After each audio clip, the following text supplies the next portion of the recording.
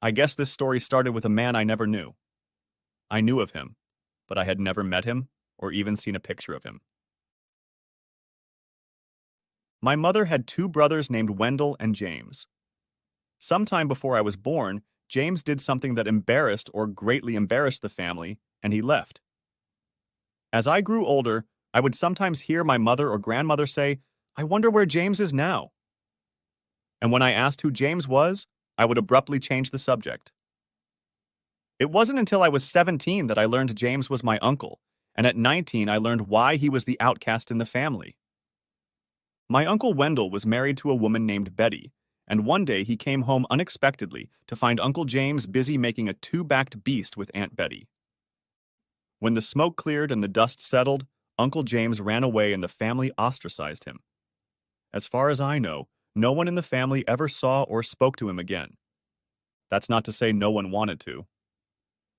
My grandmother took his absence hard. At family dinners, when she said a prayer, she would ask God to watch over James and keep him safe. She did this even though Uncle Wendell was a sore spot for her. At the mention of Uncle James, he would cuss, throw his napkin, get up, and leave the table.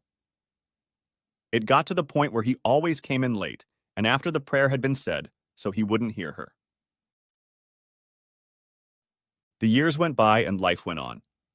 When I was 20, my father left my mother for some woman he worked with, and that woman's husband tracked them down and shot them both. My grandmother passed away in her sleep when I was 22. Cancer took my mother when I was 29. Uncle Wendell was my last living relative, and a drunk driver cut his life short when I was 33. Curiously, the largest flower arrangement at the funeral home came with a card that simply said, "I'm sorry," and was signed with a single J. I was 35 when I received a letter from the law firm of Barton, Murray, and Weston asking me to contact them about an important case. It turned out that Uncle James had died and apparently never married or had children, and I, as his last living relative, had inherited his estate. A man I never knew left me $11 million. At 22, I graduated from the University of Michigan with a degree in civil engineering and a wife. I met Marcy on my first day on campus and fell head over heels in love with her. She was absolutely gorgeous and looked like the most beautiful woman I had ever laid eyes on. I was only 18, but I realized that if Marcy wasn't already busy, she would be soon. So I mustered up the courage to walk up to her, introduce myself, and ask her to have lunch with me. Shock, surprise, and stunned is what I felt when she agreed. Lunch was followed by a date, followed by several more, and then one wonderful June night, Marcy gave herself to me. For the rest of the year, we were inseparable. On Christmas Eve, I proposed to her and she said yes. We decided that we would both graduate from high school before we married. Life was good until spring break. Several of Marcy's friends wanted her to go to Florida with them, and she agreed.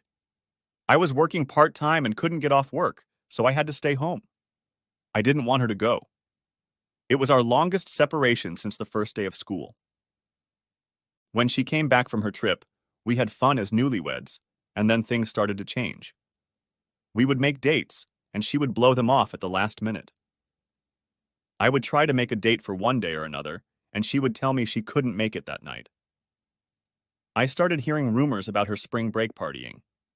A different guy was in her bed every night. Naturally, I didn't believe any of it until I was at a party one Saturday night. The party was at Stella Hansen's house, but I had to work that night, so I told Marcy I couldn't take her. She replied that she wouldn't go in that case, and we made arrangements to meet the next day. I was busy wiping down the tables when a couple of guys I knew walked into the restaurant. One of them, Harry Short, was surprised to see me working.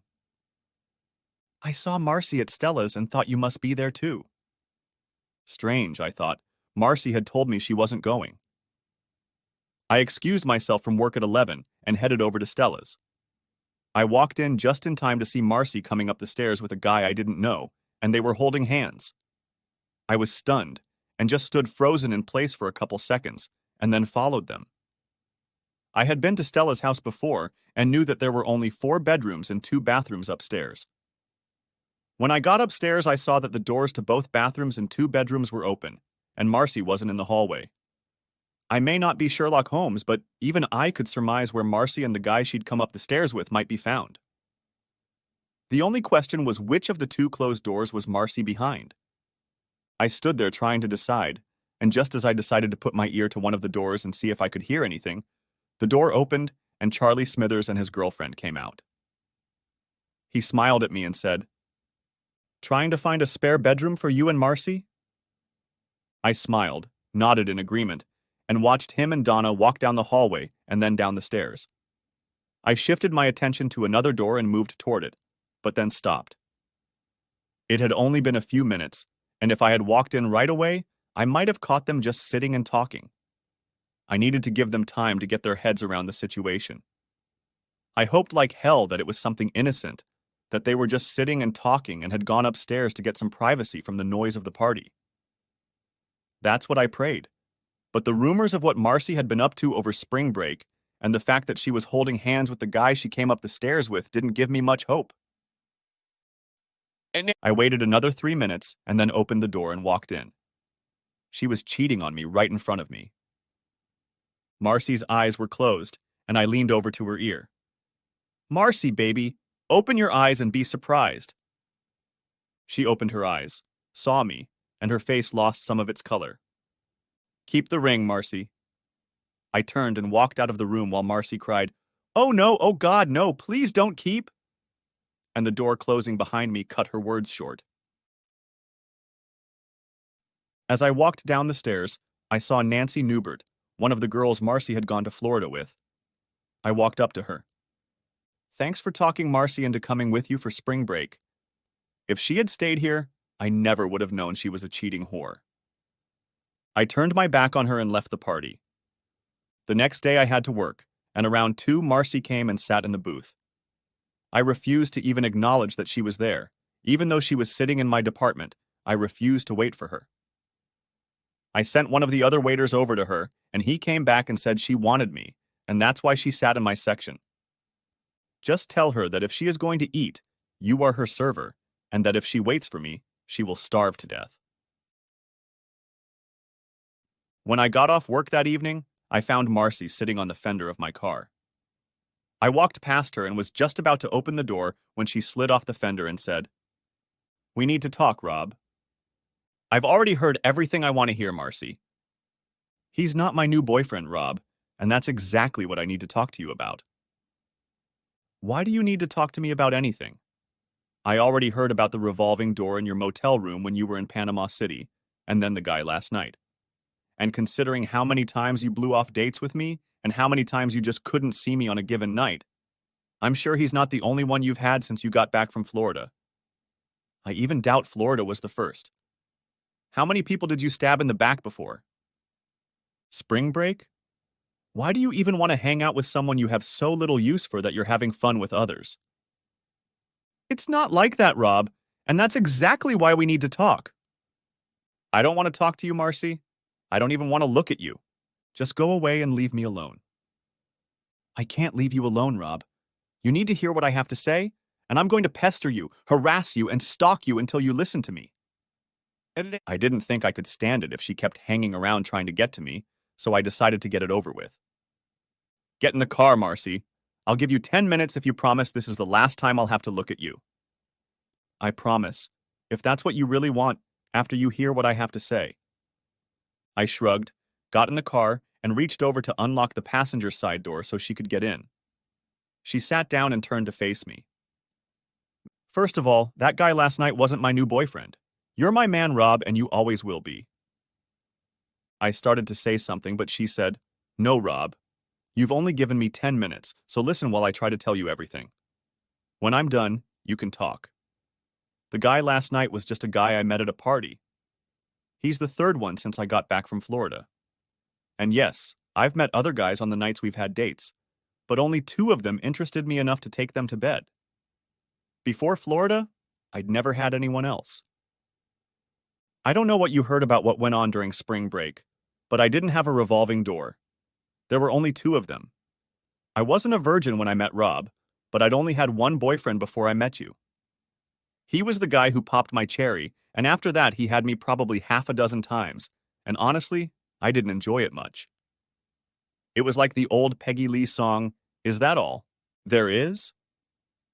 You'll recall that I was in no great hurry to let you do it with me. But when I finally did, it was incredible. The difference between you and John was like night and day. Everything was great until I left for spring break. Honestly, I never intended to do what happened, but one night I was high at a beach party and this really cute guy proposed to me. He was trying really hard and I was high enough to let him keep trying. I thought about what it would be like to let him achieve what he was striving for. I thought about how different you are from John and wondered if this guy would be different from you and John. Then I decided that you were 2,000 miles away and would never know if I satisfied my curiosity, so I took him to my room. He was different from you and John. Not better than you or even better, but different. He was like an Energizer bunny. 2 nights later, I met another guy, and he was interesting enough to make me wonder what he could be like. He was different from you, John and Troy, but nothing earth-shattering. 2 weeks after I got back, I met Harry, and he approached me, and being curious after my experience in Florida, I tried him. Different again, but not better. When it was over and he left, I lay there thinking about everything. 5 different guys, and all different. Then I met up with Ralph. Again, not amazing, but different. I decided I wanted to try a dozen more to satisfy my curiosity before I quit. I never had any doubts that I was yours. I never doubted that you were the man I loved and wanted to spend the rest of my life with. But I had a curiosity and I thought I could satisfy it in a way that you would never know, and it turns out I was wrong. But that doesn't change the fact that I love you, and you are the man I want to spend the rest of my life with. Upset. She sat there looking at me, waiting to see what I would say, and after a few seconds I spoke up. And what do you expect me to say, Marcy? Way to go, girl. Satisfy your curiosity? I want you to say it doesn't matter. To say it doesn't matter? Are you out of your mind? Of course it matters. No, I'm not crazy, Rob. I don't know how many girls you had before me because we never discussed our previous lives, but you can't tell me you're not interested in other girls. I've seen the way you look at Sally Jennings. I've seen you watching Marsha Moss. Of course you were curious about that and more, but you never tried to satisfy that curiosity because you thought it wouldn't be fair to me. The time to satisfy your curiosity is before you stand before the preacher and take your wedding vows. That's all I'm doing, Rob. Taking advantage of the fact that I'm still single. My point, Rob, is that the time to satisfy curiosity and cravings is now, while we're still unmarried. Go have fun, but do it knowing that I love you and that I will still marry you if you agree. Go and play with Rob and don't feel guilty about it. You're serious, aren't you? Yes, I'm curious, and I want to satisfy that curiosity without losing you. Maybe we could arrange something like 2 weeks together and then 2 weeks apart. 2 or 3 weeks just us, and then another couple weeks to work on curiosity. What I ask, Rob, is that you trust me. Trust me that I will always be yours, just as you will always be mine. She showed me her left hand. I took your ring off, Rob, but I still wear it. It's on a chain around my neck. I ask you to believe that one day I will give it back to you and ask you to put it back on my finger. Please think about it, Rob. I repeat, I love you, and I don't want you to doubt that for a second. She got out of my car, walked over to hers, turned and kissed me, and then got in her car and drove away. Next chapter. I thought about her words, and my thoughts weren't too kind. They bordered on the phrase, screw that unfaithful whore. But she made some valid points. I fantasized about Sally and wondered. More than once about Marcia. If I had any kind of relationship with other girls, it would mean cheating on Marcy, and in my mind, you can't cheat on the one you love. But Marcy had cheated on me. So could she really love me? I really doubted it. I guess I could believe her first affair with Troy. I could put it down to the wild party atmosphere, to her drinking too much and losing control of herself. But a second boyfriend and 3 since she'd gotten back? No way.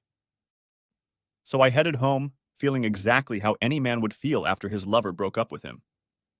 I was sitting on the couch, staring at the wall, when it came to me that sulking and pouting was stupid. Marcy had screwed me over, but it wasn't the end of the world. I was pretty cute, and there were thousands of Sally and Marsh around campus. It might take me a while to get over Marcy emotionally, but it could be done. And as for Marcy, getting revenge, getting back at the people who screwed you over, is part of human nature. It may never happen, but the desire to do it is always present, and I thought about it when I went to bed. The next day, I was sitting in class listening to Markham talk nonstop about data points, mean values, modes, and medians, and then it hit me. Give Marcy what she wanted.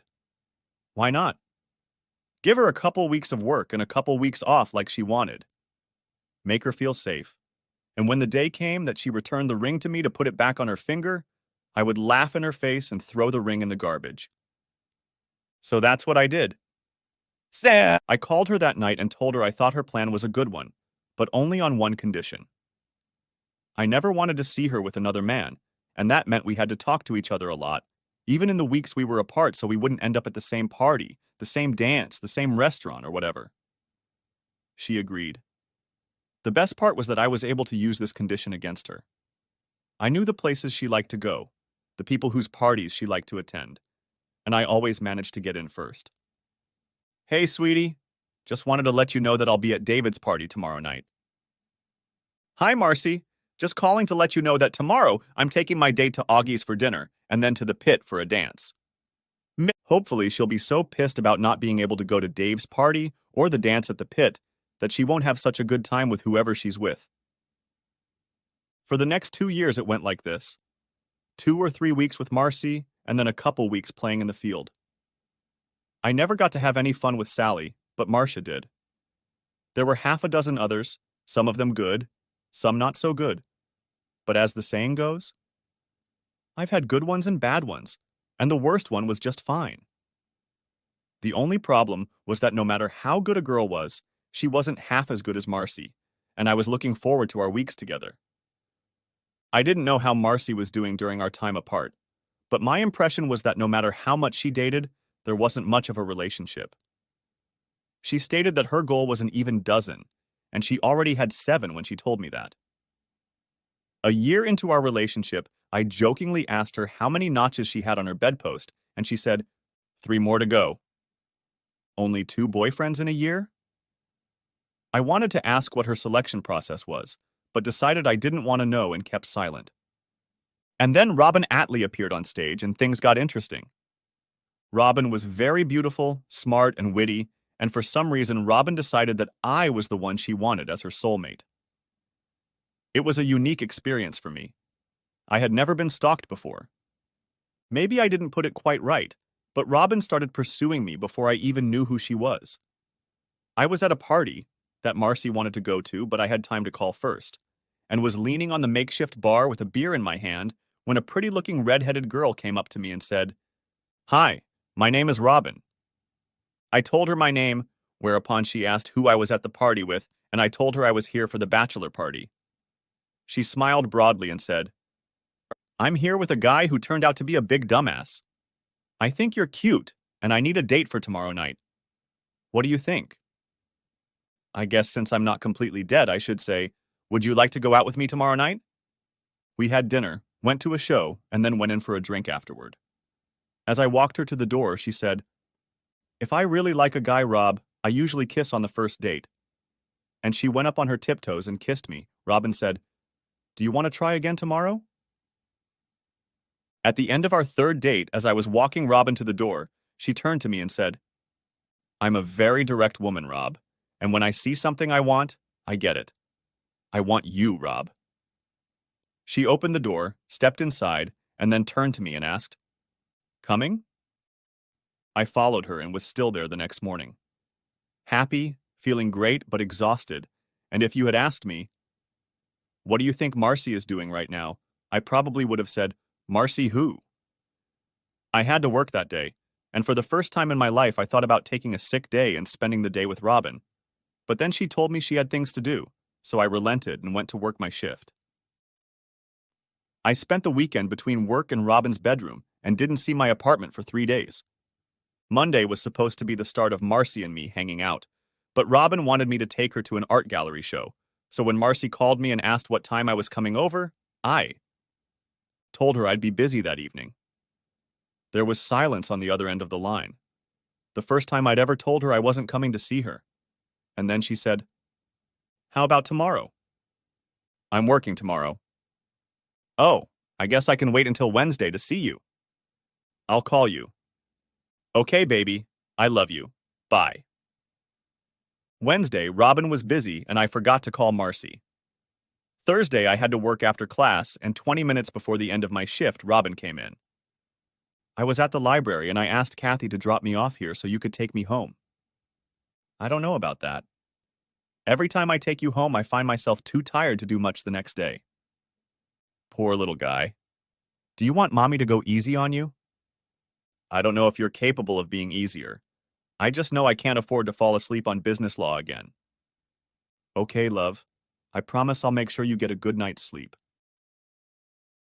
On Friday, Marcy was waiting for me in the hallway when I got out of class at 3 o'clock. "What's going on, Rob? I haven't heard from you all week." "I've been busy, Marcy." "With that redhead I saw you with last night?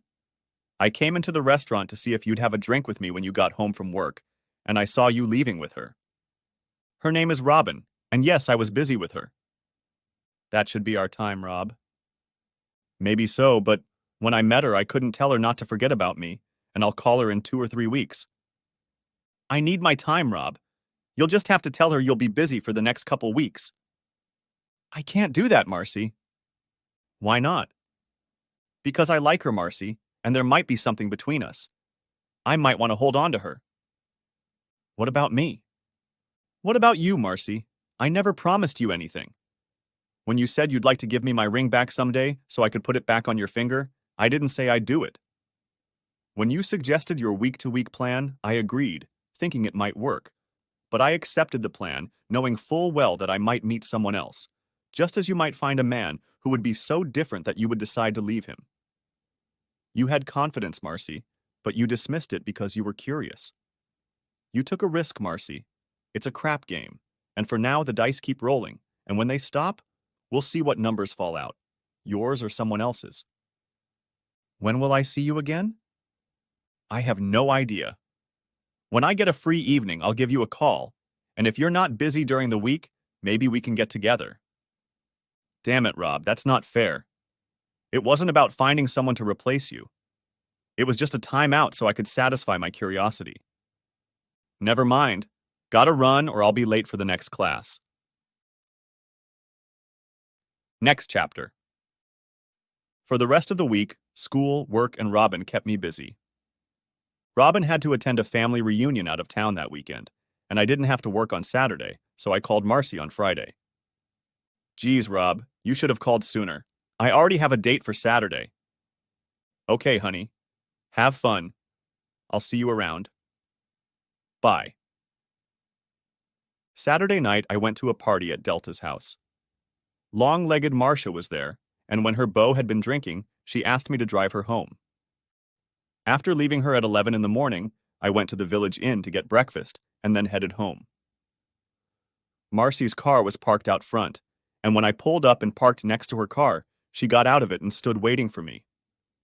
"I tried to call you last night, about 5 times. I canceled my date to spend time with you, but I still couldn't get through." I looked her straight in the eye and lied. "It didn't matter. You said you were busy, so when I hung up, I called someone else. I already had a date scheduled before you had time to cancel yours."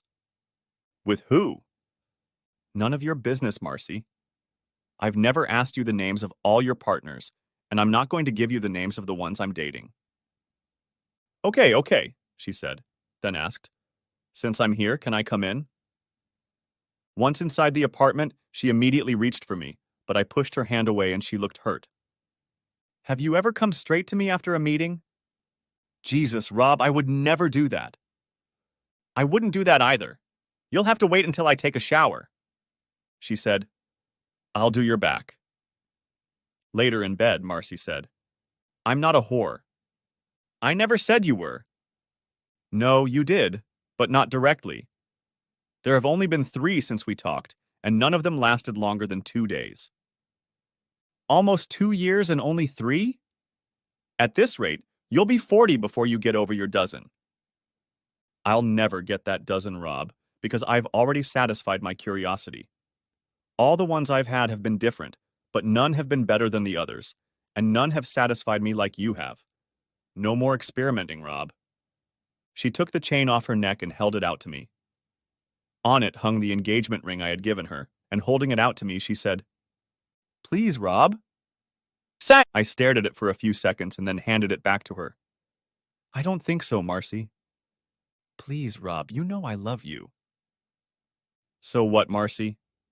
You told me you loved me before I gave you the ring, but your love for me didn't keep you from cheating. You cheated on me twice in Florida, and cheated on me after you got back from Florida. If I hadn't caught you doing that, you'd probably still be cheating on me, constantly telling me how much you love me. I don't need a fiancé like that. If you feel that way, why didn't you end it with me then?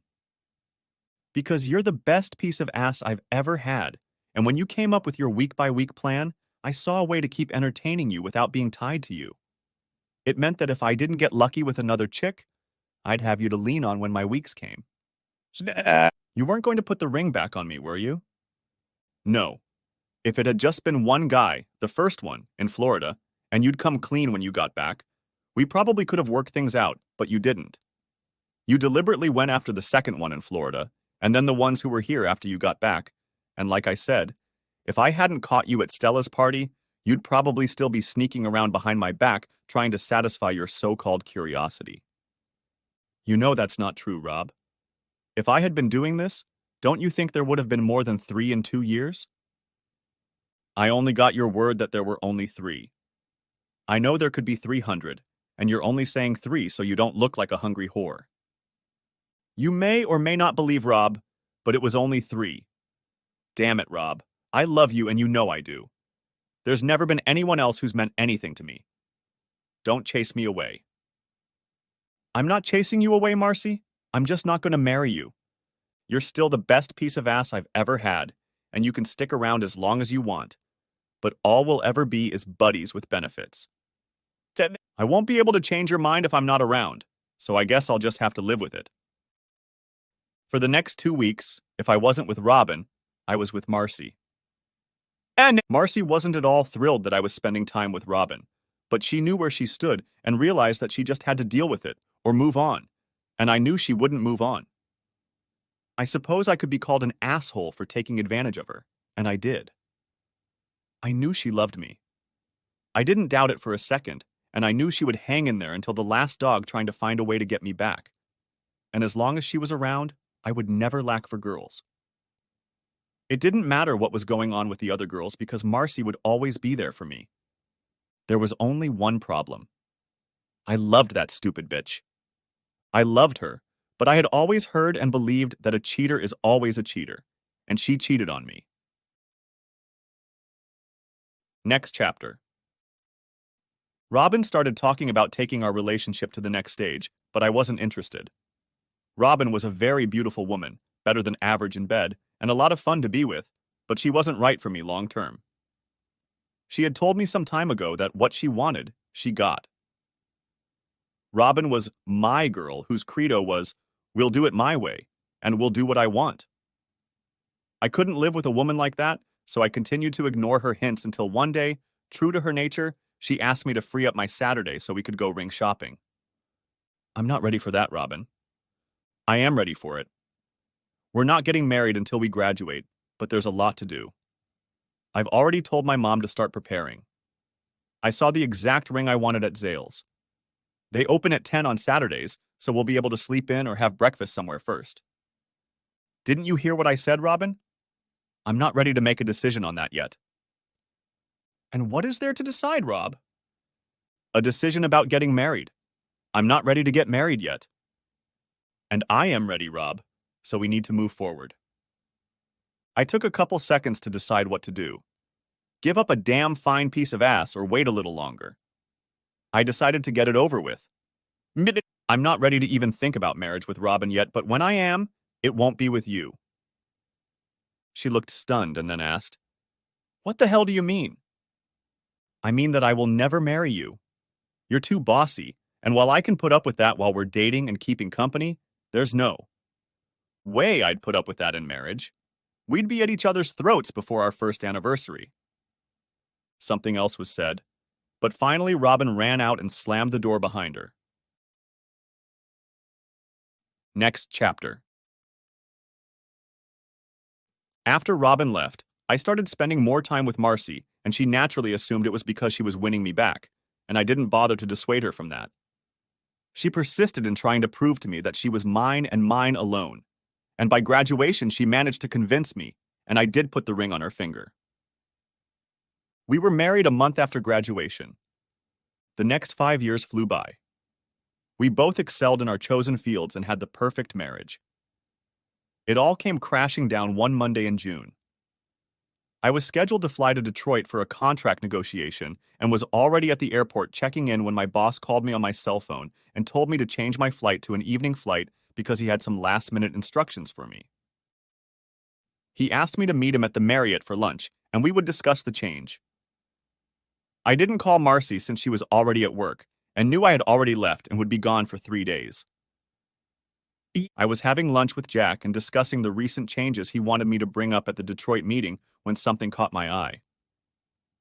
The front desk was visible from where we were sitting, and I saw Marcy and a man I didn't know walk up to it.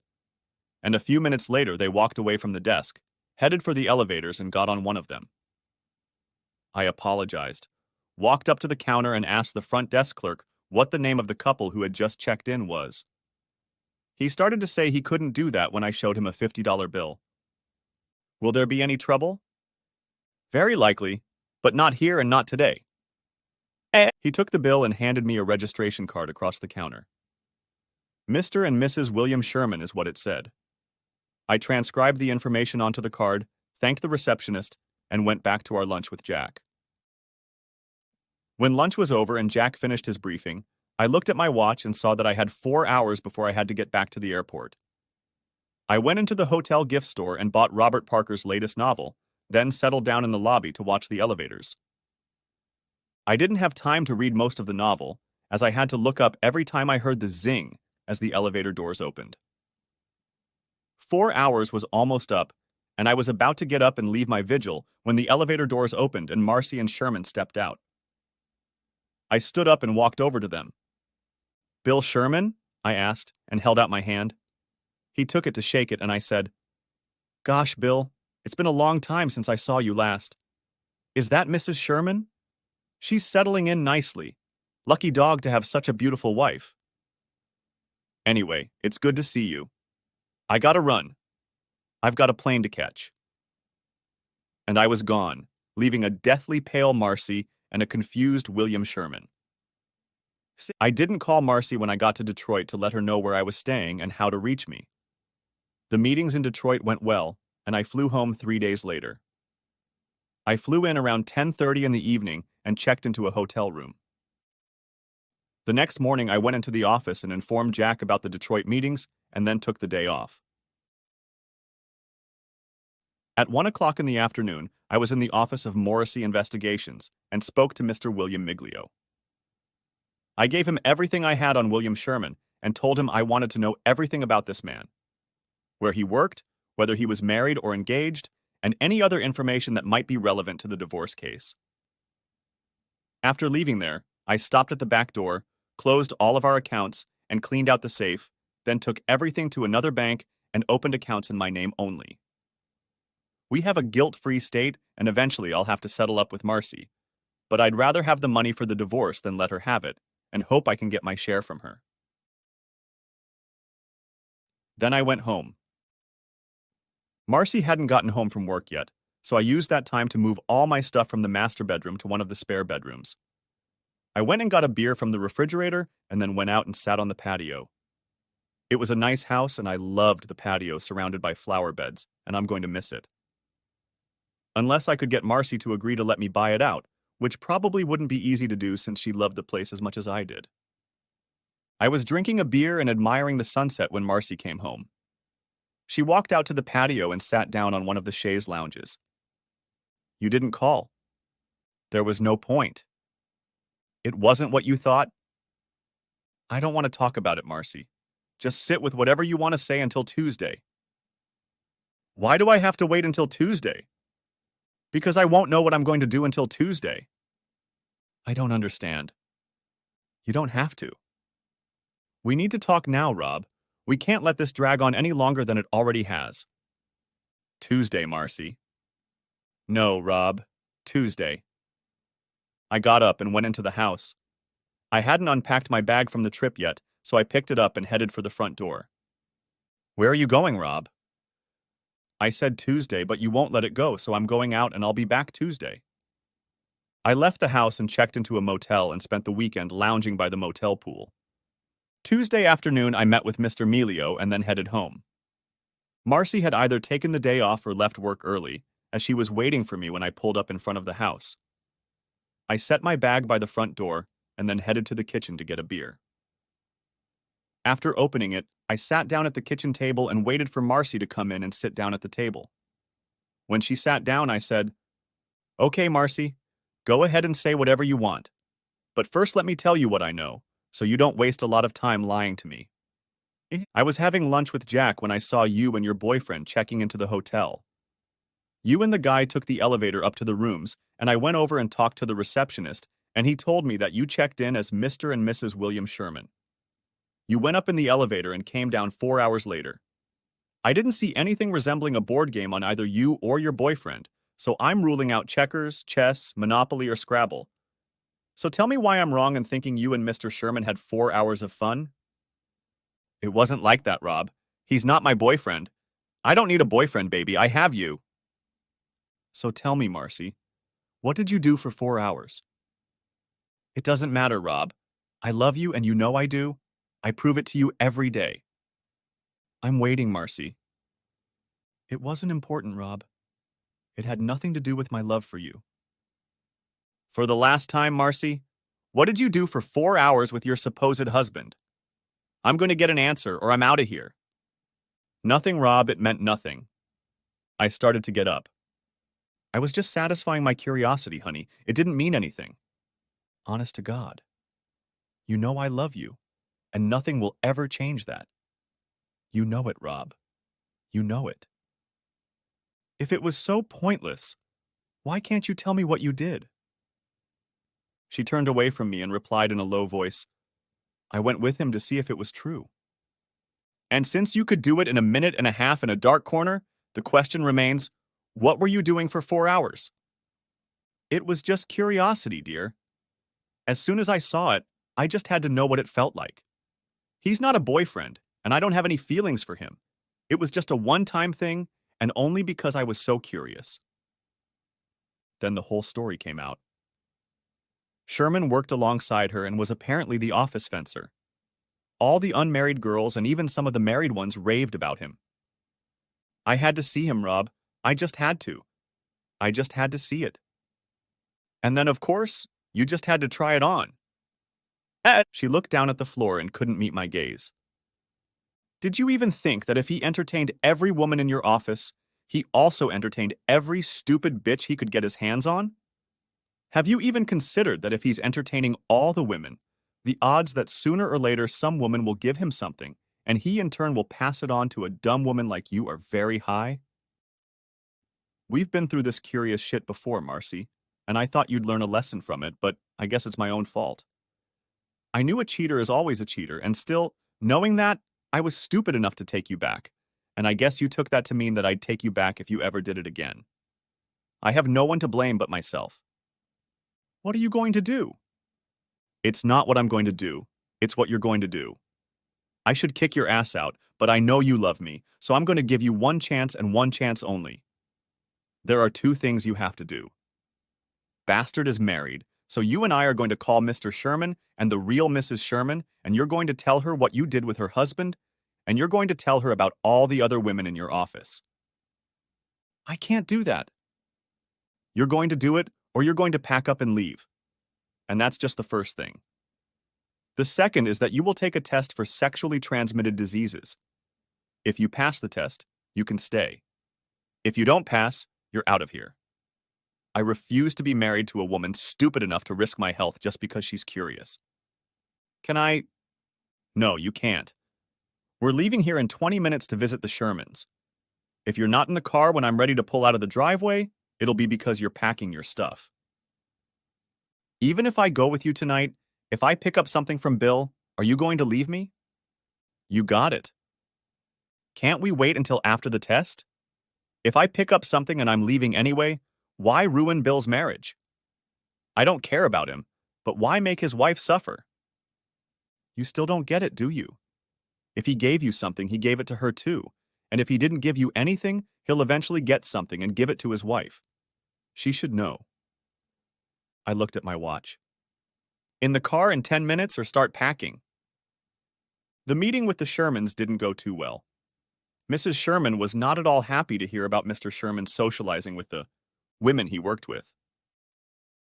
I didn't intervene when Mrs. Sherman slapped Marcy and grabbed Marcy's hair in a handful, and I smiled when Sherman tried to separate the ladies, and Mrs. Sherman kicked him in the balls with her knee. When he fell to the floor, I stood up and said, "I see my work here is done." I headed for the door, and then Mrs. Sherman called out to me, "Hey, did you forget something?" I turned around just in time to see her kick Marcy's ass and send her stumbling back to me. "Get that whore out of my house," she said, and then turned and kicked Mr. Bastard on the rocks with all her might. On the way home, Marcy was quiet, and as soon as we were in the house, she went straight to the bedroom. In the morning, Marcy asked me why I had not gone to bed, and I told her I would sleep in one of the spare bedrooms until further notice. "I'm not going anywhere near you, Marcy. You're not touching me until you get a health certificate." Marcy did not get a health certificate. Mr. Bastard gifted her with syphilis, and no amount of begging, pleading, crying, and whining stopped the divorce. Next chapter. So I was 27. I was newly single and after 6 months without fun. That's how long the divorce had lasted, and I wouldn't have gambled while legally married or recovering from the gift Marcy had given me, and I was interested in finding someone.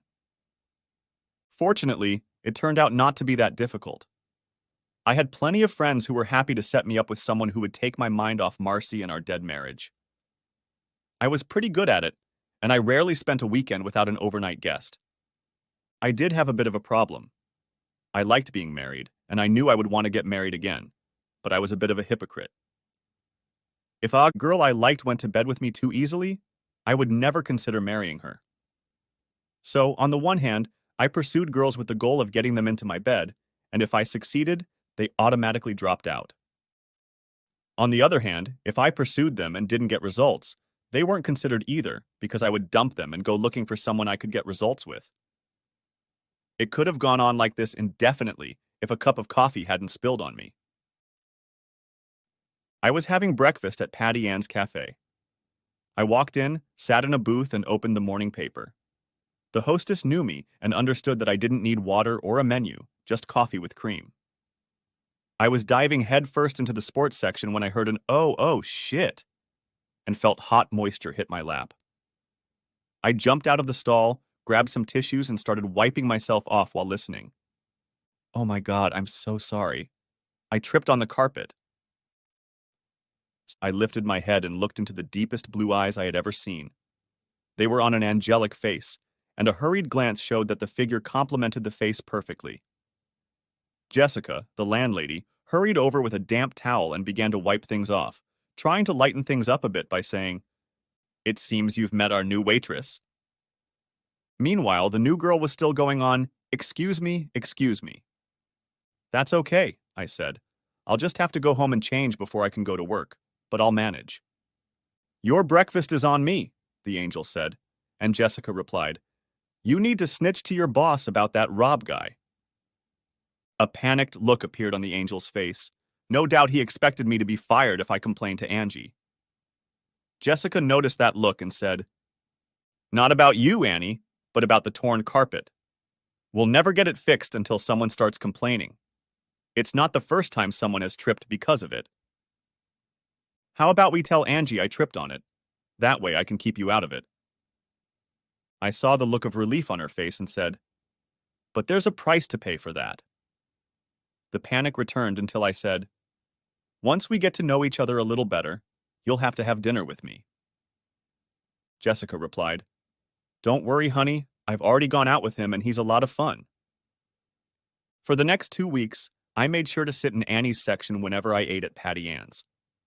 By the end of the 2 weeks, I felt we knew enough about each other, and one Friday morning I said, "I think it's time for me to pick up Annie." "Pick up what?" "It's time for you to have dinner with me." And here I was wondering if you'd ever get around to it. Is that a yes? A debt is a debt, and it must be paid. Besides being incredibly beautiful, she was smart, witty, and fun to be with. We had common tastes in music, books, movies, and sports. She didn't get into my bed right away, but I didn't care. I just liked being with her.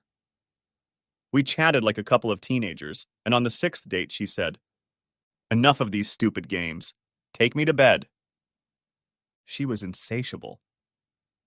After that first time, every time we got together, the evening ended in her bed or mine.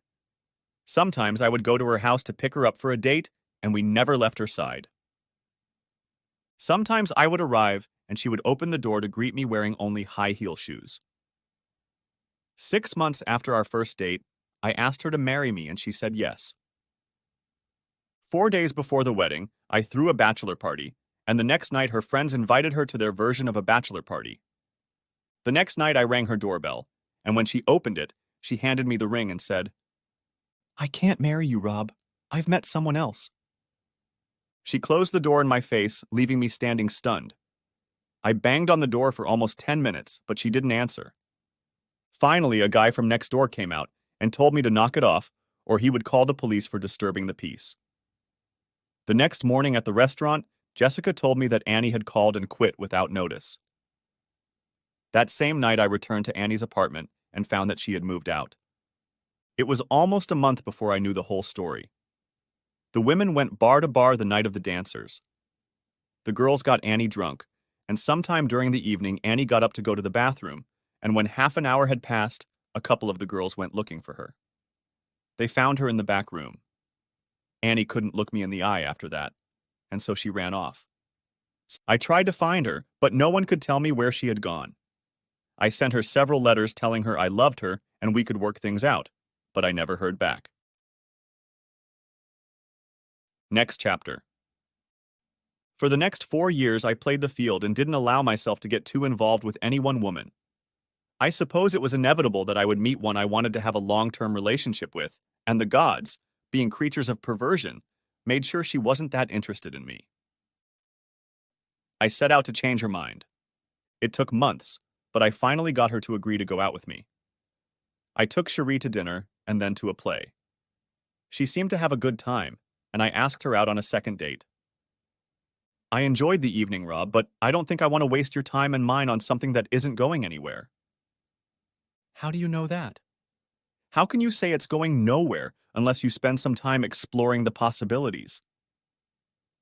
"It's my feeling, Rob, and since my feelings are rarely wrong, I've learned to go with them." "You said rarely. This might be one of those times." I failed to change her mind, but I kept trying. It took 2 months before I got her to agree to a second date. We had a good time, and I was able to secure a third and then a fourth. Suddenly, we were making steady company, which in turn brought us to the bedroom where I discovered that Sherry and I were perfect for each other. In the bedroom, Sherry was not at all predictable. Every day with Sherry was different, and you never knew what kind of Sherry you were going to get. But you didn't care because everything was great. Things were going well for over a year, and then I asked Sherry to marry me and didn't get the reaction I was hoping for. "I wasn't quite ready for it," she said. "I was hoping I'd have a little more time, but it had to happen, so I guess now is as good a time as any." "I don't understand. The best time for what?" "To finish you off." "Finish? Why? What have I done?" "Besides asking me to marry you? Nothing. You're a very good and attentive lover, in fact, one of the best I've ever had. But a year is the longest I've ever spent with a man. You've already lasted longer than many others. To be honest, I've been looking for your replacement for about a month now." My replacement? I'm not a loner, Rob. I like variety too much to commit to one man. I've thought about it, but he has to be a man who will agree to an open marriage because I'll want variety anyway, and he has to be a man who can put up with my contempt and live with it. How can I respect a man who is willing to let anyone entertain me just to keep me? We've been good lovers, but it's time for me to move on. What the hell was wrong with me? I had no problem meeting girls and getting them into bed, and many of them I could keep, but I wasn't interested in them enough to do so. And the ones I wanted to keep, I couldn't. I fell into despondency when Cherie left, and was in the same oh woe is me mood when I got the news from Barton, Murray, and Weston. Next chapter. When you get as much money as Uncle James left me, big changes happen in your life. The first change was my job. I loved the work I was doing, but I absolutely hated the two dim bulbs that ran the place. Their father, who knew what he was doing, had died and left the business to his two idiot sons who had no clue about anything. So it went from being a place I enjoyed working to a place I would rather not set foot in. I started my own firm. I hired the best and brightest from the former firm, and when the dust cleared, I still had almost 2/3 of the former firm's clients. After my divorce from Marcy, I had to sell the house and I was living in a condominium, so the next step was to join a country club and buy a 6-bedroom house right on the golf course. I drove a 6-month-old Chevy 3/4-ton 4-wheel drive pickup that I was quite happy with, so there was no car change. With Uncle Jimmy's money, I was able to do things I had never done before, but had always wanted to. I started attending the symphony, going to screenings of new artists, bought a skybox, and season tickets to baseball and soccer games. I became involved in several charitable organizations and joined several committees, and I went back to school. When I was going to get my degree, money was tight, and I could only take classes that counted toward my degree. Now that I had money, I was going to take classes I had always wanted to take but couldn't afford. The only thing was that I didn't tell anyone about my sudden adventuring. By the time Uncle Jimmy blessed me, I had developed a very cynical attitude toward women, and the last thing I needed or wanted was a bunch of gold diggers deciding they loved me and wanted to be mine forever. Or until they dumped me like everyone else, with the added bonus of easing my bank balance. But I still wanted female companionship from time to time, and not just as a bed partner. So how to make that happen? I was still pondering this topic when one of the charitable organizations I was involved with was holding a fundraiser. They invited a well-known author who was going to give a talk and hand out several signed first editions of his latest works. The dinner was $200 a plate, with all proceeds going to charity, and it was one of those events you don't go to without a date. After breaking up with Cherie, I hadn't gotten back into the dating scene yet, so I didn't know anyone to invite. Mike Devins, who was on the committee with me, asked what time I was planning on coming, and I told him I wasn't coming. He asked why, and I said, "There is no date, and I really don't know anyone I could ask on such short notice." "No problem," he said, reached into his wallet, pulled out a card, and held it out to me.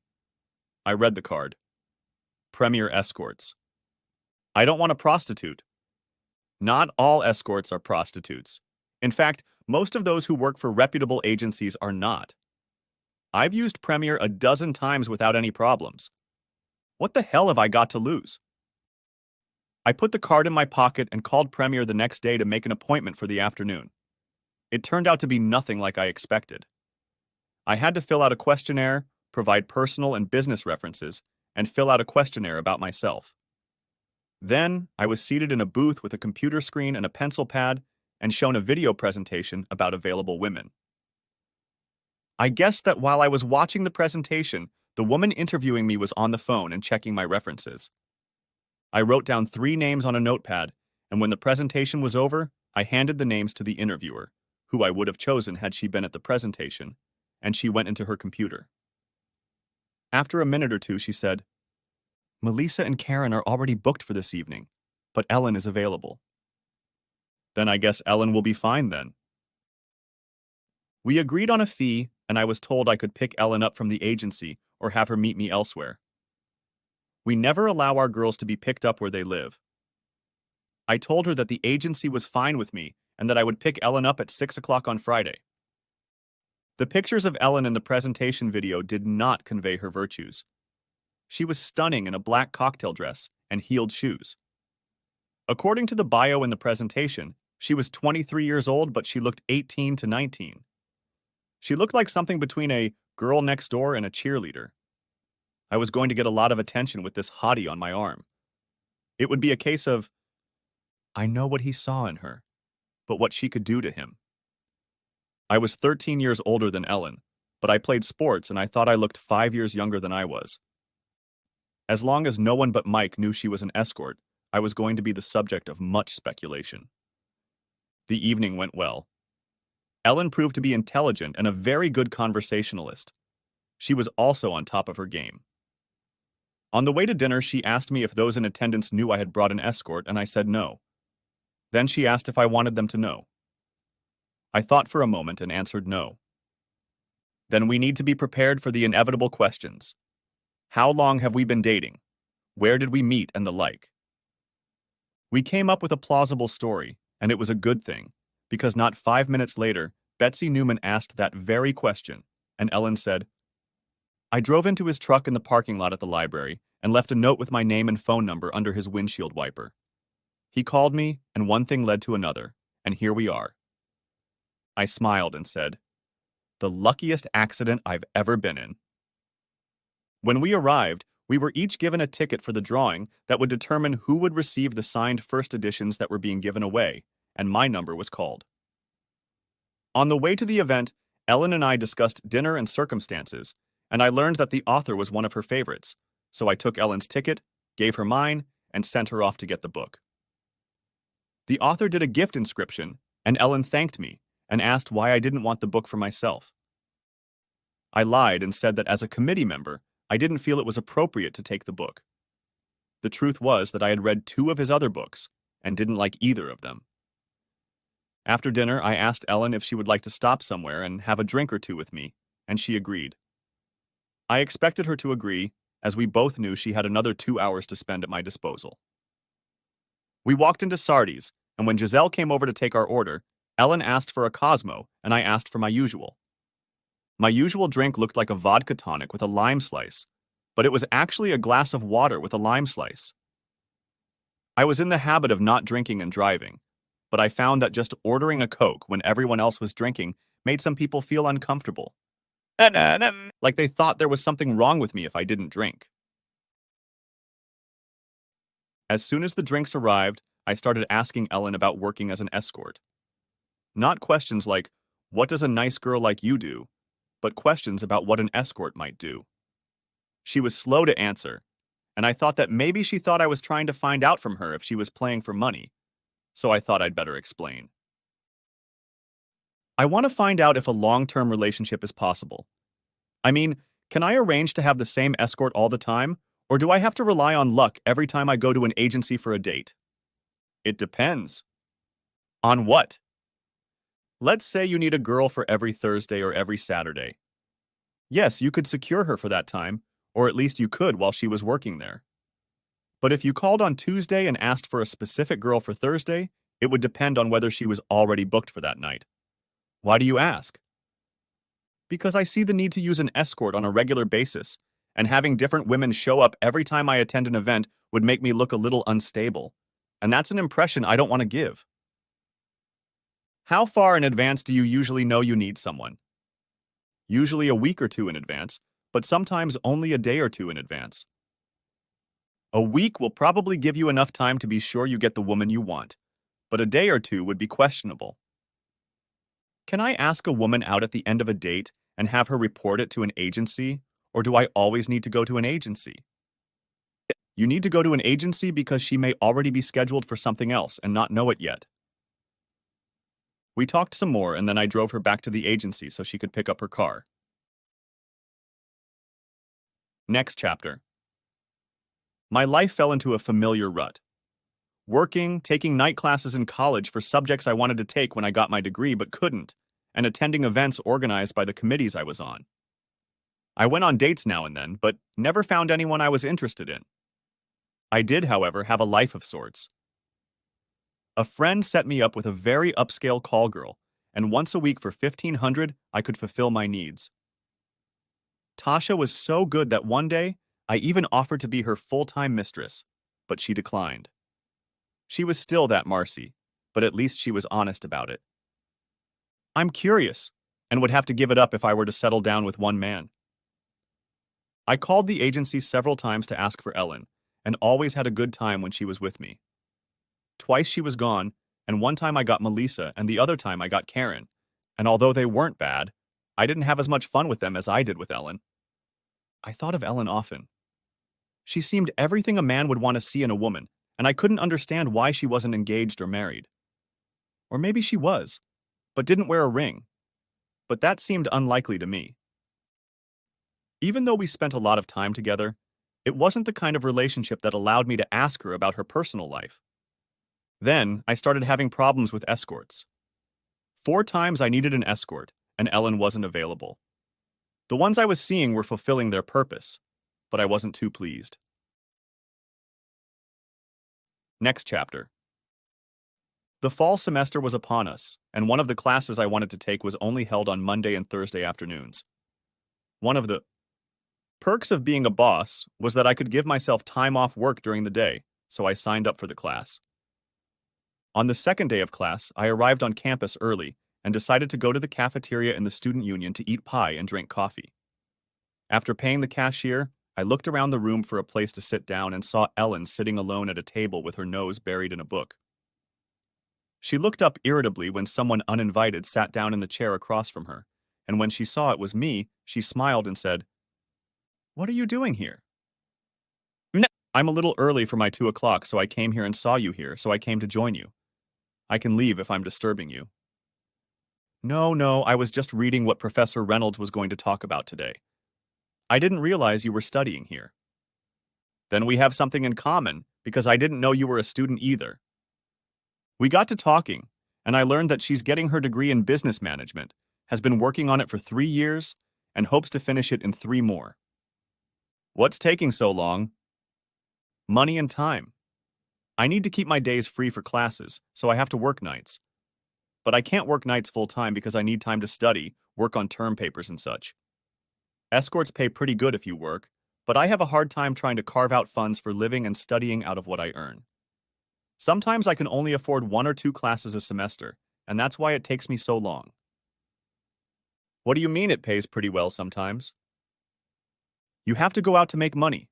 Some weeks are good and I get called out for 3 or 4 nights, and some weeks I only get called out for 1 night.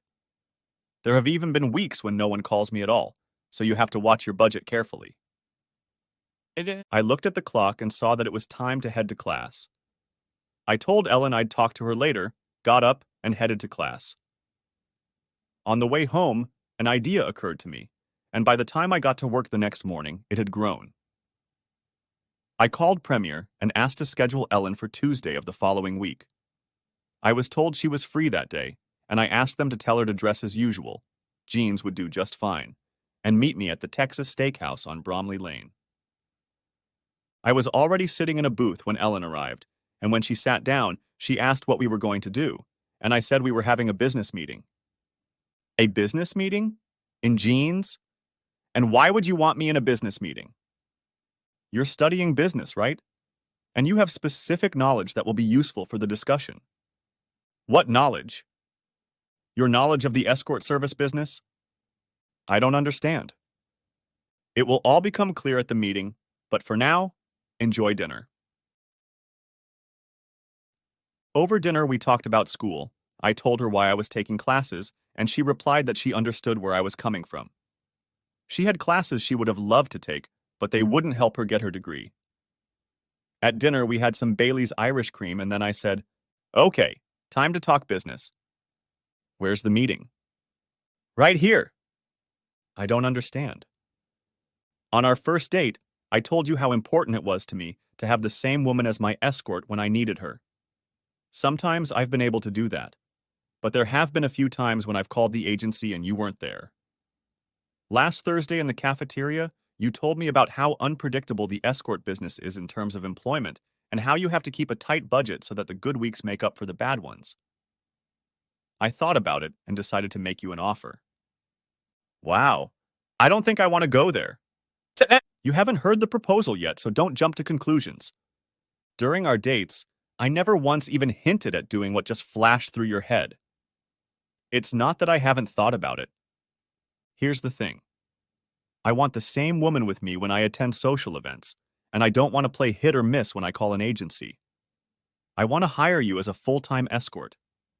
I will hire you through my company, so as a full-time employee, you will be eligible for most benefits such as health insurance, paid vacation, 401k, sick leave, and the like. You will also get some of the paid holidays, but not necessarily all of them because some of them you will have to be with me at an event. Does that sound like something you might be interested in? Sounds intriguing, at least as far as the benefits are concerned. But what about the salary? How much did you make last year? Well, that's the stumbling block. Why? There's what the Premier paid me and what I earned under the table. It's my turn not to want to go there. Just tell me the total amount you earned last year. My Premier income was just over $39,000. And the under the table you mentioned? I'll be honest with you, Rob, and I hope it doesn't change your opinion of me too much. But I earned another 30 doing additional personal services. Additional personal services? Some clients wanted a little more than just hanging on your arm for the evening. It took a second before her words reached consciousness. Oh, God. How come I never knew about this? Because I only do it if the client asks, and even then, not always. I never give information voluntarily. I stared at her for a few seconds, then said, That doesn't change anything. The offer still stands. All we have to do is discuss the details. Are you willing to pay me $70,000 a year just to be your regular sweetie? No. I'm willing to pay you $40,000 and work with you as my personal assistant. I appreciate your offer, Rob, but I can't do that. Why not? Money. Barring income from under the table, which isn't all that reliable because it depends on which client asks for it, and many clients like you never ask for it, my after-tax income was only $29,500. When I run out to pay rent, utilities, car, insurance, groceries, and keep myself in the clothes I need for the work I do, I'm out the door. My income is what I pay for school with, and like I just said, it's not that reliable. I hear you'd consider it if the money was better. Of course I would consider it. It would give my life some structure. I wouldn't wait for a call to say I have a job for this night or the next, and knowing I have a steady paycheck would be a relief. But what you're offering doesn't suit me. Without an escort, I wouldn't have the opportunities to work under the table. And this money is what pays for my tuition, and getting a degree is what will lead me to a decent job where I can prove myself, climb the corporate ladder, and eventually land a position that pays a decent to very good salary. I looked at her, mulling over her words, and then said, 40 is the maximum I can go for without resorting to awkward explanations, but there are other possibilities. How much do you appreciate the privacy that living alone gives you? What kind of question is that? I need to know if you'd be willing to give up some of it if circumstances worked out well. I don't know. I'm going to lay it out now and I want you to think about it for a while. I have a 6-bedroom house in Regency Park. One of the bedrooms I've turned into a home office and den. You can take one of the other bedrooms and I'll convert the one next door into an office for you. This will save you the expense of rent and utilities. I will provide you with a company car and a company credit card to pay for gasoline, and you can sell your car. This will save you from car payments and insurance costs. As for school, I will take care of the tuition and textbooks. Since I'll have you on my arm most of the time in the evenings, you'll have practically the whole day to go to class, which means you'll be able to take a full load, not just a couple of classes a semester. Think about it.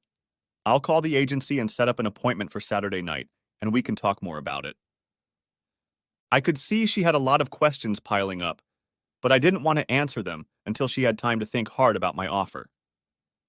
As I drove away from the steakhouse, I asked myself if I knew what I was doing, and I had to honestly admit that I didn't.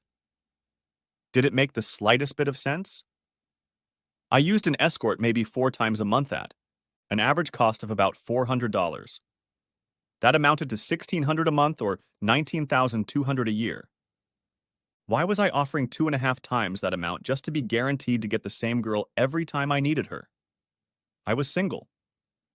So what if I got a different woman every time I went somewhere? Then I figured I'd have to come up with some reasonable explanation for the people at work if I did take her to work. I fell asleep, still wondering why I did what I did. By the time I met with Ellen on Saturday, I had thought the idea to death, and the best I could come up with was that I really liked being with Ellen. And I liked being seen with her because she was drop-dead gorgeous, and having a drop-dead gorgeous woman hanging on to me didn't hurt my reputation one bit. As for the financial justification? Screw that. I could afford it, and I didn't have to justify it to anyone.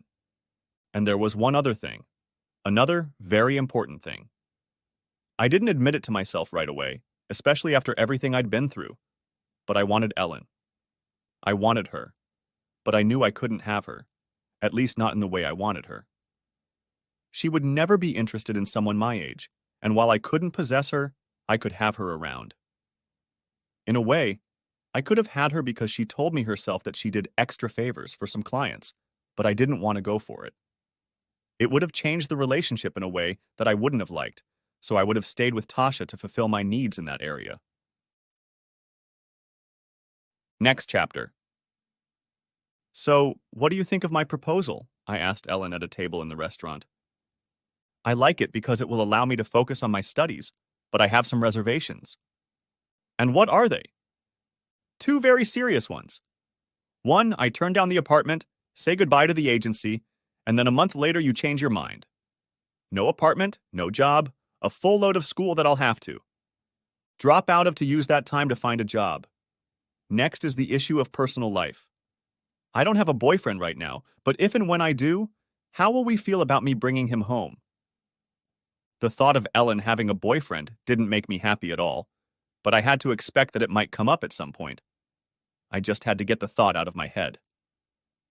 To allay your fears, I will enter into a legally enforceable contract with you that has an extension clause and financial penalties for early termination. I'll make it for 2 years.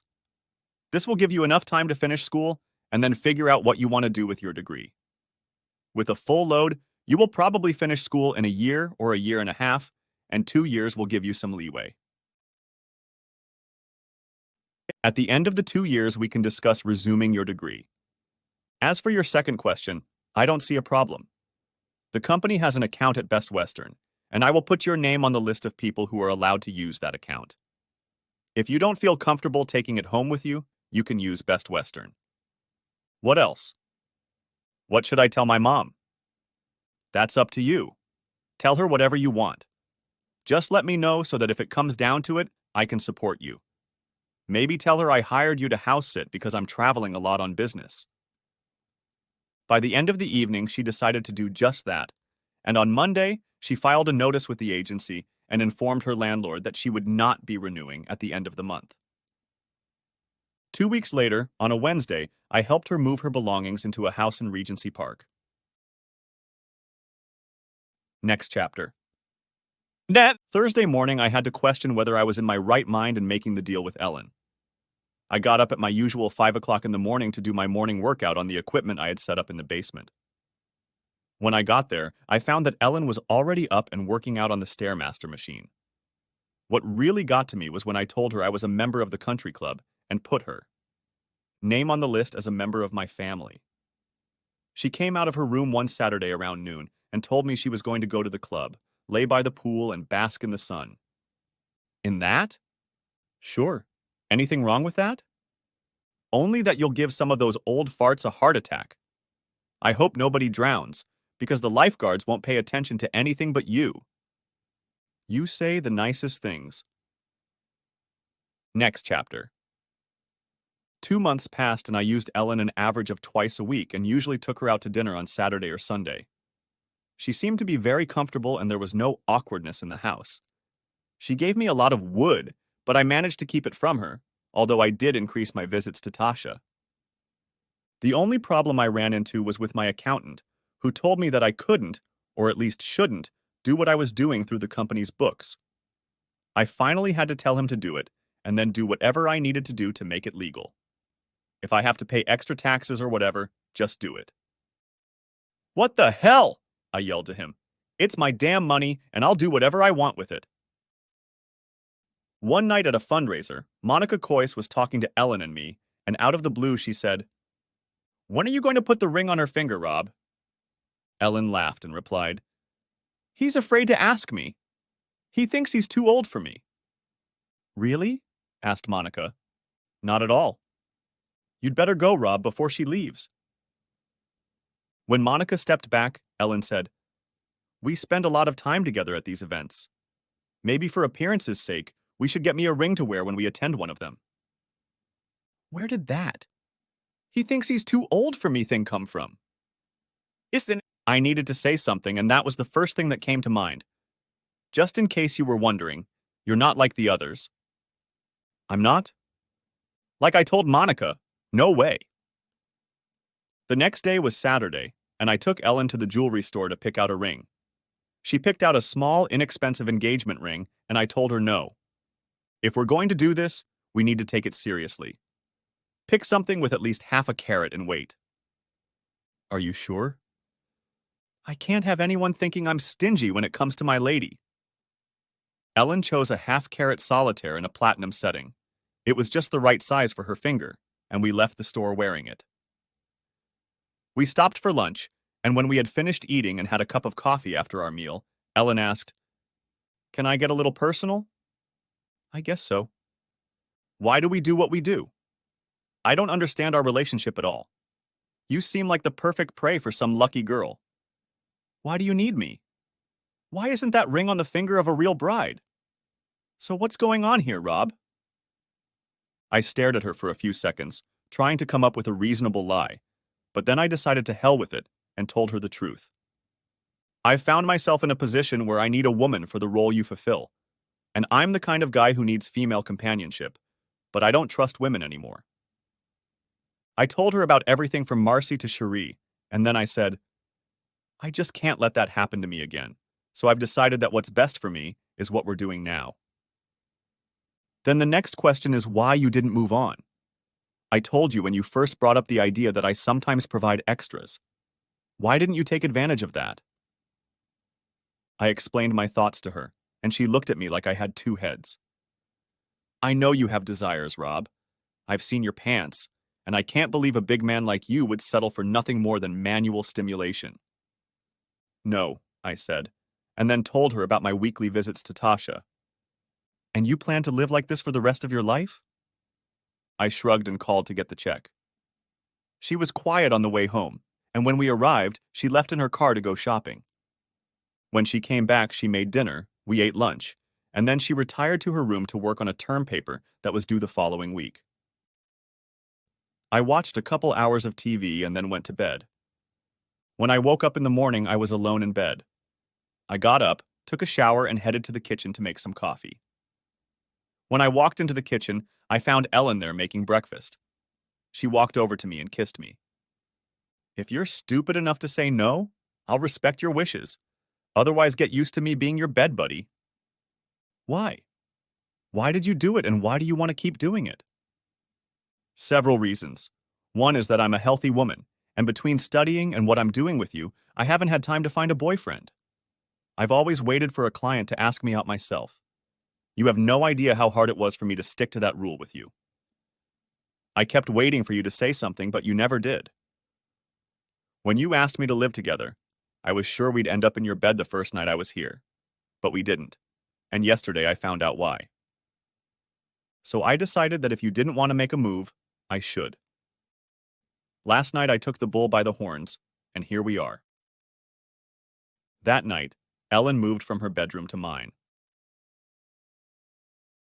Next chapter. For the next 6 months, Ellen and I lived pretty much as husband and wife. At events, people would notice the engagement ring and the when's the wedding. Questions would start. Ellen would answer that it wouldn't be until she got her degree, and the thought of her actually getting that degree terrified me. Once she got it, I would lose her. The one thing I never did was lie to myself, so I had to face the facts. I loved her. I loved her and I didn't want to lose her, but at the same time I was afraid to make a commitment. I still had a distrust of women, even though something inside me was screaming, Ellen is different. Ellen is different. And the fact that Ellen had never viewed our relationship as anything other than a business arrangement with friends with benefits. But my fear of losing her was stronger than all my other fears, and I made up my mind. It was at a fundraiser for the Salvation Army, and Ellen and I were talking to Horace Briscoe when Gail Briscoe approached us. Have you made a date yet? She asked. Before Ellen could give her standard answer, I said, she's graduating in May, so we're planning a June wedding. I don't know yet if it will be the first week or the second, so I'm keeping both options on the table. I plan to send out the invitations the first week of May. Ellen stared at me stunned while Horace and Gail said they wouldn't miss the event for anything, then turned and went to talk to Stan Whitman. Ellen looked at me with an expression I couldn't read and then said, I think I missed something. I think I forgot the conversation in which we set the wedding date. And I missed something else too. Was I asleep when you asked me to marry you? I guess you were. You're wearing a wedding ring, and I couldn't have put it on you if you hadn't said yes. Are you serious? Yes, seriously. Why 180? I remember you telling me you didn't trust women and would never put yourself in a position to get hurt again. That was before you. It dawned on me that if I didn't make a move, you'd graduate, get a new degree, and move on with your life. I don't think I could have endured coming home if you weren't there. I couldn't work up the courage to ask you directly, so I ambushed you tonight. Don't you think maybe you should have talked to me before telling Horace and Gail what you told them? What if I had said, no, we won't? Why would you do that?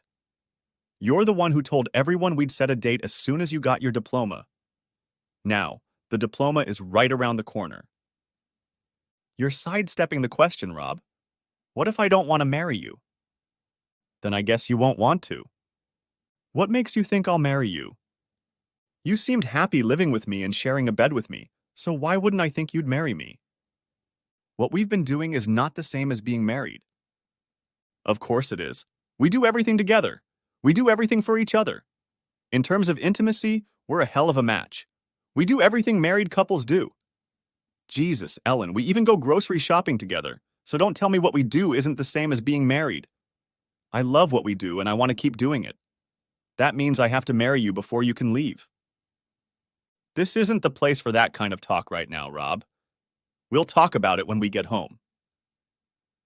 The ride home passed in silence as Ellen stared out the passenger side window. When we pulled up to the house, she walked into the living room and sat down on the couch. As soon as I sat down, Ellen said, I don't want to marry Rob. She paused for a moment and then said, No, that's wrong. I don't want to get married now. I was looking forward to getting my degree so I could have a life. So that I could have a real job and live a normal life, not a life centered around men. To wake up in the morning and not have to think about having to go to a cocktail party with some slug who may have been vetted by an agency but has bad breath or body odor. Walking home from work knowing that I can just relax and not have to dress up and do beauty makeovers for a man I've never seen and probably never will again. What I was looking forward to, Rob, was a man-free existence. I don't mind men, Rob. I just need a break from them. For the last 4 years, my life has revolved around men. 2, 3, or 5 different men every week. Dates I couldn't say no to because I needed the money. I need time to myself, Rob. I need time to myself, time where I don't have to make time for anyone but myself. I sat and listened to her, understanding what she was talking about, but understanding it didn't ease the pain I was starting to feel. Another woman I wanted, but who didn't want me. It didn't help that I'd done this to myself either. I vowed that I would never let another woman run her claws deep enough into me to hurt. That was why I'd gone the escort route. It was my own damn fault. Ellen realized the look on my face and quickly said, It's not your fault, Rob. I'm just not ready. It tickles me to death that you want me enough to want to marry me. But I'm just not ready. I didn't have anything to say to that, so I just shrugged, got up, and left the room. I decided to take a shower before I went to bed. Later, Ellen came up to me and the outcome was predictable. "Nothing has changed, Bobby," she said. Afterward, lying on the bed and looking up at the ceiling, I thought about her comment. Of course things had changed. She would be gone. In some ways, it would be even worse than it had been with Marcy, Annie, and Sherry. With those three, it happened quickly. Boom, boom, and it was over if you didn't count the pain. And with Ellen, I had to wait 7 months for the end. 7 months until it ate away at me, and then God only knows how long it took me to come to my senses after she was gone. I wasn't strong enough. I couldn't do it. I couldn't survive the next 7 months. The next morning when we sat down to breakfast, I asked her if she had any idea where she wanted to live when she got out on her own. "I haven't given it much thought. I still have some time before that happens." "Why?" "Da-da-da. I thought we could use this weekend to look at apartments." She looked at me for a few seconds, then said, "It doesn't have to be that way, Bobby." "No, it has to be this way, Ellen. When you graduate, it will be over, and I just can't, suffer for 7 months knowing what's in store for me. It's better to take a break now so I can start trying to deal with it. My contract with you remains unchanged, but instead of living here, you will live in your own apartment. I'll take care of the first year's rent and utilities, and nothing else will change." She set her fork aside and said, "Fine, if that's the way you want it." She stood up, shook the plate down the garbage disposal, put it in the dishwasher, and left the room without another word. Next chapter. Ellen stayed in her room that night, and at breakfast on Saturday, she handed me a list of apartments she wanted to see. She said the 4th apartment we were looking at would suit her, and she drew up the paperwork. She signed a 1-year lease, and I wrote a check for the first year and the security deposit. I think we exchanged no more than 75 words between the time she sat down at the breakfast table and the signing of the lease, and the ride home was spent in silence. As soon as we got home, I handed her a credit card and said, "You'll need furniture, pots and pans, curtains, and everything else. Buy what you think you'll need." "What's my limit?" "Take whatever you want or think you'll need. Unless you buy gilded furniture, you can't use this card to the max." She looked at me with an unreadable expression and then turned and left the room. I heard her leave the house about a half hour later. She hadn't returned by the time I went to bed, and I woke up alone in the morning. I knew she was home because I could hear the shower running in the bathroom down the hall. I was in the kitchen making coffee when I heard the garage door open and then close, and I realized she was gone again.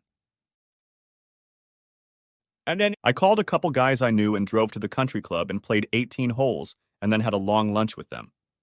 When I got home, I found my credit card on the kitchen table, and on it was the engagement ring I'd bought for Ellen. She didn't come home that night, and she was gone when I got home from work the next day. When she didn't come home Monday night, I checked her room and found that all of her belongings were gone. I called her cell phone, and when she answered, I said, "Hi, where have you been?" "You wanted me to leave, so I left." "What nights will you need me this week?" Each one is something I wanted to say but didn't. "I don't have any plans this week." "I'm not going to put my phone down, so when you need me, call me on my cell phone."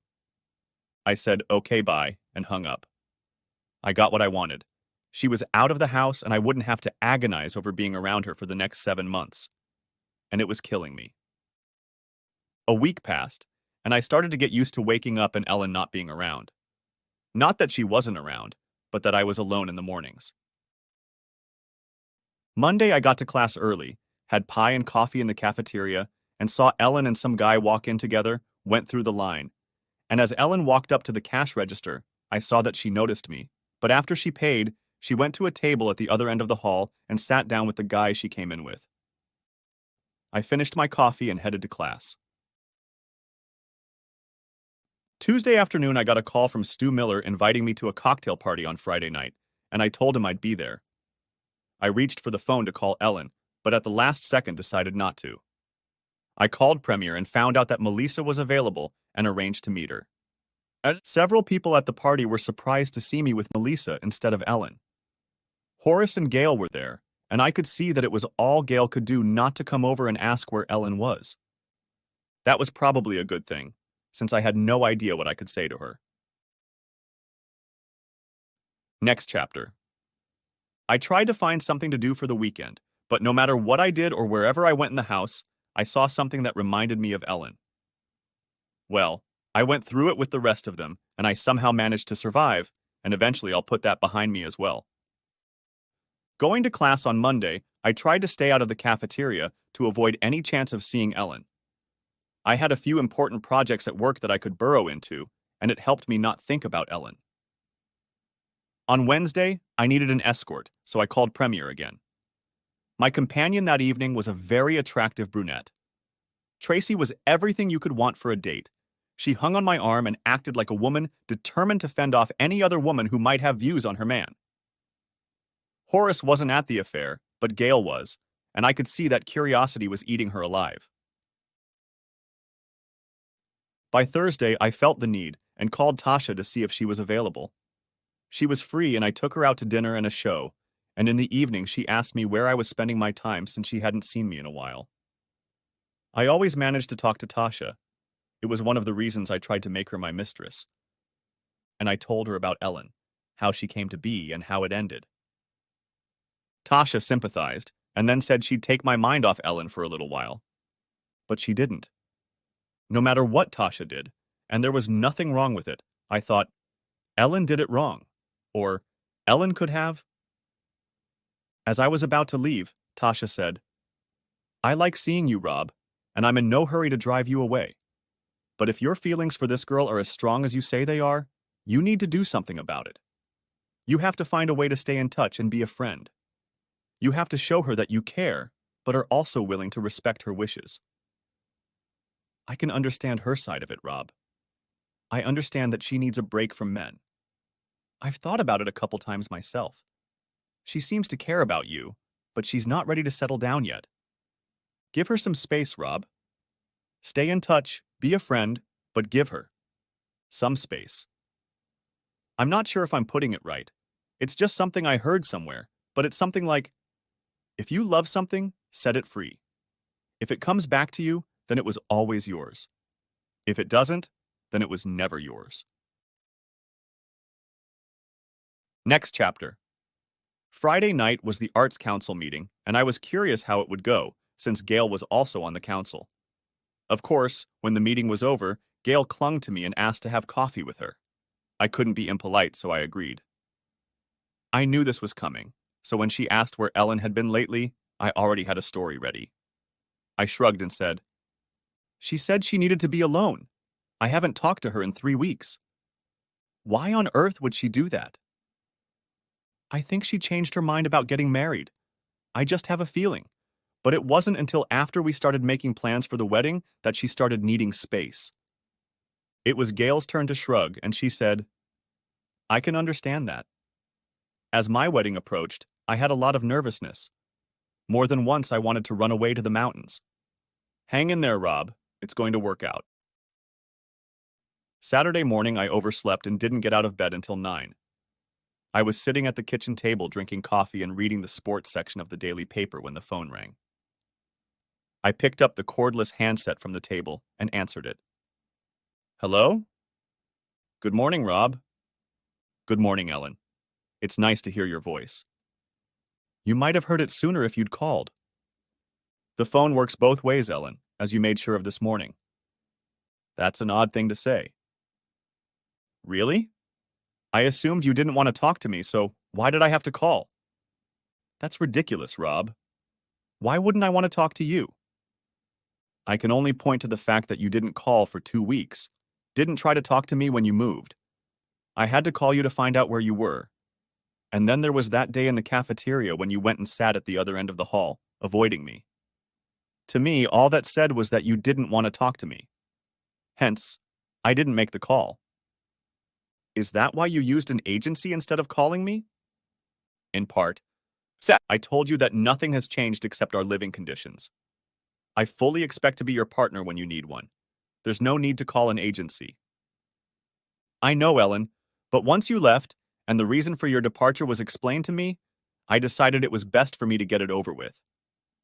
It doesn't have to be that way, Rob. I think it has to be that way for my well-being. I'm sorry, Ellen. I need to get something straight, Rob. That day in the cafeteria is not an insult or my unwillingness to talk to you.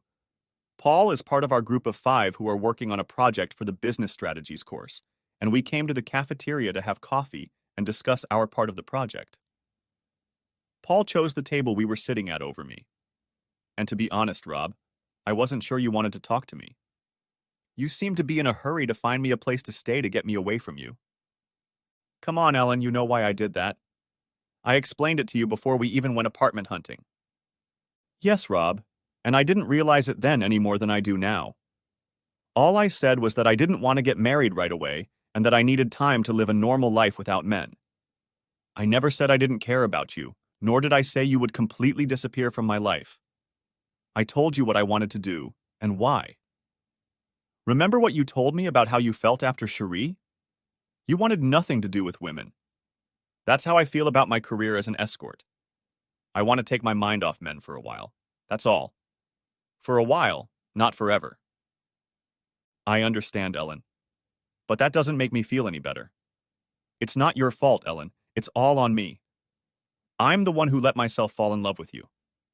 I'm the one who chose to use an escort instead of dating and maybe finding another woman who would be attracted to me and then eventually fall in love with me. I'm the one who picked you out of everyone else in the agency's presentation video. I did that to Ellen myself. Take care of yourself, Ellen. Have a happy life. Bye. I hung up the phone, and after a few seconds, I started feeling sorry for myself again. By noon, I was angry at myself for letting this overwhelm me when I had the ways and means to do something about it. Next chapter. What's the point of having a lot of money if you don't use it? It only took 4 phone calls. One to Tasha to see if she was free for the week. One to Bill Perkins to let him know he's in charge of the company for the week. One to the charter company at the airport, and one to the hotel in Cabo San Lucas. At 6 o'clock that evening, Tasha and I were sipping champagne at 20,000 feet in the Lear plane that was taking us to spend Thanksgiving week on the beach and in the sun. Days were filled with snorkeling, sailing, paragliding, and lying on the beach in the sunshine. Nights, Tasha did her best to thank me for my paid vacation. I can honestly say that I didn't think about Ellen once until the Lear plane's landing gear failed on the approach when we were coming home. And that was only because that's when Tasha asked, "What did you do when it came to Ellen?" "I took your advice, honey. I set her free." She patted my hand and didn't say another word. As I walked her to the door, she kissed, opening the door, said, "If you ever decide to settle down with one man, don't forget about me, okay? You'll be number 1 on Rob's list, I promise." The next few weeks flew by, and for the only event I attended, I went alone. I decided that as long as Tasha was free, I could do without women in my life. That's not to say that there weren't women who wanted to be in my life, but I just didn't want the hassle anymore. Why put so much time and effort into creating a relationship only to mess it up later? The 3rd week of December, we had a Christmas party. I rented one of the ballrooms at the Hilton, booked a live band, and organized the catering. Some girls from the office asked me if they could decorate the room, and I gave them a credit card and told them to get on it. They hung streamers and boughs everywhere and put a Christmas tree with presents in the corner. Mona, my secretary, organized a secret Santa gift exchange with a $10 limit, and I chose Carol's name. I bought her a CD of her favorite singer, and even though it cost more than $10, I didn't think anyone would care. We had dinner, and then I gave a short speech and thanked everyone for helping to make this a great year for the company, and then surprised everyone by handing out bonus checks that no one expected. Mona then got busy handing out gifts under the Christmas tree, and when she called my name, I walked over and she handed me a small box. Returning to my seat, I opened it. On. The cotton pad was a key card with a sticky note on it that read, "Room 412." I quickly looked around the room, but no one was paying attention to me. I put the card in my pocket and wondered who or what was waiting for me in room 412, but that would have to wait since I couldn't leave my own party. The band began to tune in, and I was in for the next surprise. All the women in the room stood up, walked over to my table, and lined up. Mona stood at the head of the line and asked me to stand up. A little confused, I complied with her request, and she came over and kissed me. "Merry Christmas, boss," she said, moving out of the way and allowing Sherry from accounting to stand in front of me and kiss me. She also wished me a Merry Christmas, then stepped aside and let Allison stand in front of me. Allison was one of the girls who asked me to let them do the decorating. She laughed when she saw the look on my face and pointed upwards. I looked up and saw that I was standing under a large mistletoe bush. Mona and Sherry were married, and Allison was single. As she stepped away, I wondered if I would find her in room 412. And that thought faded away as the other women took their seats. Last in line was Betty, one of my soil engineers. She was married, but came to the party without her husband.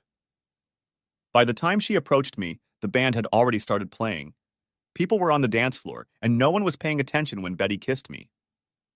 She gave me a sly smile and said, "See you later, babe." I immediately thought of room 412 as she left, and then Mona grabbed me and pulled me onto the dance floor. After Mona, I had to dance with all the other ladies.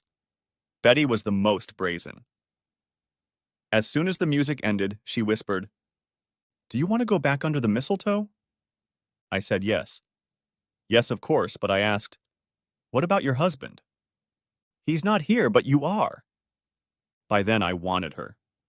God knows I wanted her, but not only was she married, she was an employee and I couldn't do it. I wouldn't do to Betty's husband what Marcy had done to me, and even if I was lousy enough to do it to Betty, I knew that intimacy with an employee was a big no-no and could lead to tons and tons of problems. Then I thought, what if she's the one you find in the 412? Not a good idea, I told her. After that first time under the mistletoe, and then that dance more time under that pile of weeds, I'm going to want to do things I shouldn't. If you're worried about Tom, don't worry. He won't care if I tell him everything when I get home. That's only half the matter, Betty. Go to work at Loomis and Bainbridge or some other company, and then have Tom call me and tell me everything's okay, and I'll follow you around like a duck follows a June bug, but I'm not hanging horns with my husband or getting involved with a female employee, no matter how tempting she may be. She shrugged, stuck out her tongue, and said, "Party boy. You're no fun at all, and you'll never know what you're missing out on, because I love working for you, and I have no intention of changing jobs." All I could do was laugh and walk her back to her table. Another hour passed and the party started to wind down, and then it was time to make a decision. Do I go to room 412 or not? Do I want to risk Betty waiting for me there? I hated to turn her down twice in one night, but I would have to, and for reasons already stated. But it was almost certain that whoever was in that room was a coworker, and I'd have to turn him down as well. Better not even go. Yeah, right. There was no way I could not go and see what was in store for 412. Or maybe my thoughts were wrong. Maybe there weren't any women there. Maybe it was a bunch of people wanting to keep the party going. Whatever the case, curiosity insisted I go up to the ballroom. As I left the ballroom, I saw Mona talking on her cell phone and waved goodbye to me. When I got to room 412, I put my ear to the door to hear the sounds of the party, but either there was no party or the door was too thick for sound to pass through. I took a deep breath, slid the keycard into the slot, opened the door, and entered the room. I discovered what I expected to see less than anything else in the world. On the bed in front of me lay Ellen. She said, "You need to hurry up, Bobby. It's been a grueling evening." Afterward, I asked what she was doing there. "I woke up, Bobby. I woke up and realized that you might not be around when I was alone for a while. I had to ask myself if the freedom I wanted for a while to just be myself was worth losing you, and the answer was a resounding hell no. And here I am. If you're happy to see me, be sure to thank Mona for helping me set things up." "How do you know Mona?" "Have you forgotten that I'm an employee? I had to fill out forms for insurance and such, and Mona handled those things." Besides, I had to come to the office every 2 weeks to pick up my paycheck. Mona is a pretty smart person. She knew right away what my job was, and believe it or not, she was happy for you. She took a liking to me, and we meet for lunch at least once a week. I would even get together with her and some of the other girls from the office for drinks after work. A lot of them I've become friends with. They all helped me out today. They were supposed to get you hot. Were you lying here waiting for the party to end? Of course not, silly. Mona called me to let me know you were on your way up so I could get ready to meet you. Looks like I really owe Mona a debt of gratitude. Will an invitation to the wedding be enough? I don't know. Will there be a wedding? Are you having doubts? Well, yes. We're missing something. What? Shouldn't you propose so I can give you an answer? I rolled off the bed onto my knees on the floor and took her right hand in mine. Will you do me the honor of becoming my wife? I don't know. It's a very important decision for a girl to make, and I need time to think about it. I'll give you an answer in the morning, but right now you need to come back here and help me with my ailment. Mona did indeed come to the wedding. She was Ellen's maid of honor. The end. Thanks for watching. I hope you enjoyed it. So subscribe to my channel and watch the next video.